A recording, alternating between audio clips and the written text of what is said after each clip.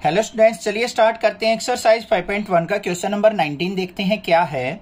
Show that the function defined by gx equal to x minus greatest integer function is discontinuous at all integral points.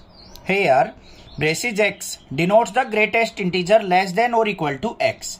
यहाँ पे क्या कहा है, ये हमें ग्रेटेस्ट इंटीजर फंक्शन दे रखा है और हमें इस कंप्लीट फंक्शन को डिसकंटिन्यूअस शो करना है। तो सबसे पहले आपको मीनिंग समझाऊंगा मैं कि हमारा ग्रेटेस्ट इंटीजर फंक्शन होता क्या है, देन हम क्वेश्चन करेंगे। तो ध्यान से देखो, ये हमें यहाँ पे ग्रेटेस्ट इंटीजर फंक्शन दे रखा है। हमें ये क्या देता है, हमेशा लोवेस्ट वैल्यू देता है किसी भी वैल्यू की, लोवेस्ट वैल्यू। इसका मतलब कोई भी फ्रैक्शनल वैल्यू है, डेसिमल में है, जैसे मान लो दे दिया 2.99। अब इसकी वैल्यू कहां से कहां लाई कर रही है, हमारी नंबर लाइन पे 2 और 3 के बीच में, यहां पे लाई करेगी हमारी 2.99। तो ये रिजल्ट जो देगा हमारा 2 और 3 में से लेस वैल्यू कौन सी है, 2। तो ये 2 हमारा रिजल्ट देगा। समझ में आ गई बात। और देख लेते हैं, मान लो हमें यहां पे दे रखा है 1.09 दे रखा है, तब हमें क्या देगा, ये वैल्यू 1 देगा। या फिर मान लो हमें ये दे रखा है 2.5 दे रखा है, तब भी हमें रिजल्ट क्या देगा, ये 2 देगा। जो लोवेस्ट वैल्यू होगी वो हमें देता है ग्रेटेस्ट इंटीजर फंक्शन। बात समझ में आ गई, क्लियर है। अब देखो यहां पे कोई भी लिमिट नहीं दे रखी हमें कि हमें किस लिमिट पे ये कॉन्टिन्यूअस और डिसकॉन्टिन्यूअस दिखाना है। यहां पे ध्यान से देखो, एट ऑल इंटीग्रल पॉइंट पे बोला है उसने, तो हम क्या मानेंगे यहां पे। सॉल्यूशन देखो इसका ध्यान से, let at x equal to c, और c क्या है, c इज इंटीजर। c कोई भी क्या है, integer. x equal to c पे देखते हैं, हमारा फंक्शन क्या दे रखा है, g of x is equal to x minus greatest integer function. c पे देखेंगे तो g of c is equal to c minus greatest integer function c। अब c क्या है, पूरा इंटीजर वैल्यू है। अगर मान लो यहां पे ब्रेसिस के अंदर एग्जैक्टली 3 वैल्यू हो तो रिजल्ट तो 3 ही देगा वो। तो यहां पे क्या होगा, यहां पे एग्जैक्टली c रिजल्ट देगा हमें। तो g of c is equal to क्या हो गया, c minus c equal to 0। तो g of c is equal to आ गया मेरे पास 0। इतनी बात क्लियर हो गई, कोई दिक्कत की बात नहीं है। नेक्स्ट चलते हैं।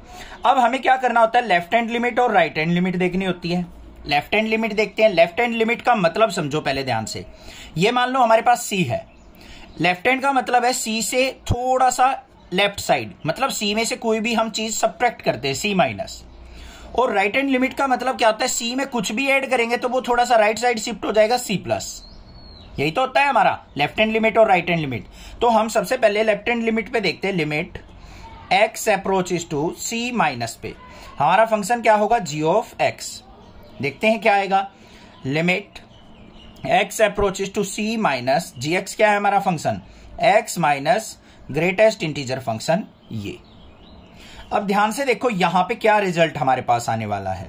अब देखो इस तरीके के फंक्शन होंगे ना जो हमारे, जहां पे हमें बहुत सारी वैल्यूज पे चेक करना हो, या फिर हमारे ट्राइगोनोमेट्रिक फंक्शन हो, तो हम क्या लेके चलते हैं, एक स्मॉल वैल्यू लेके चलते हैं h, जो कि इसमें सब्ट्रैक्ट और ऐड की जाती है। इसको हम क्या लिख लेते हैं, c माइनस एच, और ये c प्लस एच। और h जो होता है ये अप्रोचेस टू 0 होता है, मतलब एग्जैक्टली 0 नहीं होगा, बट 0 के नियर अबाउट होता है, 0.001। जैसे c में से 0.001 सब्ट्रैक्ट करेंगे लेफ्ट साइड आ जाएगा, 0.001 ऐड करेंगे तो राइट साइड आ जाएगा। तो हम क्या करते हैं, यहां पे अब c माइनस एच पुट करेंगे तो क्या हो जाएगा, limit x approaches to c minus था। अब यहां पे हम जैसे ही c माइनस एच पुट करेंगे x की जगह, ये पुट कर दिया हमने, तो हमारे पास जो लिमिट होगी बच्चों वो किसकी हो जाएगी, h की हो जाएगी, क्योंकि h अप्रोचेस टू 0 है। ये चीज ध्यान देनी आगे वाले क्वेश्चंस में बस, ठीक है। इससे हमारा एग्जैक्ट आंसर निकल के आता है। अब h अप्रोचेस टू 0 है और यहां पे क्या हो गया, c माइनस एच, माइनस में c माइनस एच। अब इसका ध्यान से सुनो, ये हमारा ग्रेटेस्ट इंटीजर फंक्शन क्या रिजल्ट देने वाला है। देखो ध्यान से, अगर मान लो हम c की कोई भी वैल्यू एज्यूम करते हैं, मान लो हमने यहां पे एज्यूम कर लिया 4, और 4 में से अगर मैं कुछ भी सब्ट्रैक्ट करता हूं, माइनस एच सब्ट्रैक्ट कर दिया, मान लियो मेरे पास आ गया 3.99 हो गया सब्ट्रैक्ट करके, तो ये 3.99 ये वाला क्या रिजल्ट देगा बच्चों, मुझे यहां पे 3 रिजल्ट देगा या नहीं देगा। देखो यहां पे मैंने जैसे 2.99 लिया था, रिजल्ट क्या दे रहा था हमें, 2 रिजल्ट दे रहा था। तो यहां पे देखो 4 है, c माइनस एच की वैल्यू मान लिया 4 है, 4 में से क्या किया मैंने, सी में से एच गया, मान लो थोड़ी सी वैल्यू गई तो मेरे पास क्या हो गया 3.99 हो गया। तो 3.99 मुझे ग्रेटेस्ट इंटीजर फंक्शन में क्या रिजल्ट देगा, 3 रिजल्ट देगा या नहीं देगा। मतलब जो भी ये सी की वैल्यू है, सी की वैल्यू माना 4, तो 4 में से एच सब्ट्रैक्ट किया, एच की वैल्यू मान ली हमने 0.01। ध्यान से समझनी है भाई, ये चीज थोड़ी सी मुश्किल लगेगी आपको आई थिंक। सी की वैल्यू मान ली 4 में से कुछ सब्ट्रैक्ट हुआ, कहां पे पहुंच गए 3.99 पे।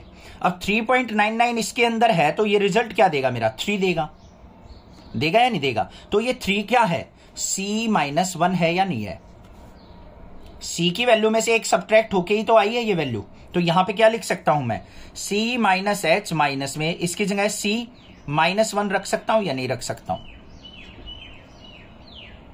ठीक है, ये अब यहां पे हमारा ग्रेटेस्ट इंटीजर फंक्शन नहीं रहेगा, ओनली ब्रैकेट रहेगी क्योंकि इसकी वैल्यू तो हमने लिख ली। अब इसको ओपन कर लो, C minus H minus C+1, minus C से ये कट गया, H की वैल्यू 0 पुट करेंगे तो यहां पे रिजल्ट क्या आ गया मेरा, 1 आ गया लेफ्ट हैंड लिमिट पे।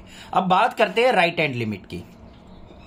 राइट हैंड लिमिट पे क्या हो जाएगा, limit x approaches to C plus और फंक्शन रहेगा g ऑफ x, और यहां पे क्या आ गया limit x approaches to C plus h, और यहां पे क्या हो जाएगा हमारा फंक्शन क्या था, x की जगह C प्लस एच और माइनस में यहां पे greatest integer C plus H.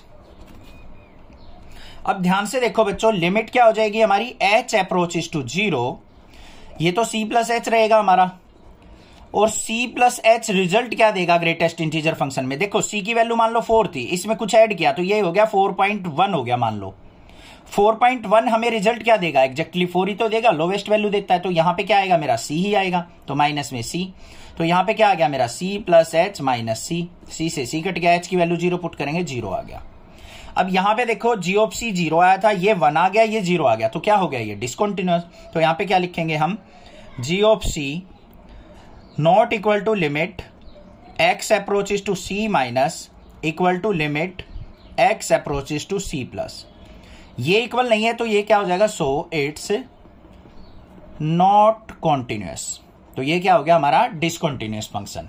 Clear हो गई बात। अब ये चीज मैं आपको एक बार दोबारा फिर बताता हूं।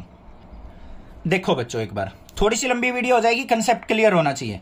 ये मान लो हमारे पास क्या है, कोई भी यहां पे ग्रेटेस्ट इंटीजर फंक्शन है x, इसकी वैल्यू आप रखो कोई भी, जैसे मान लो मैंने रख दी बच्चों 5.99।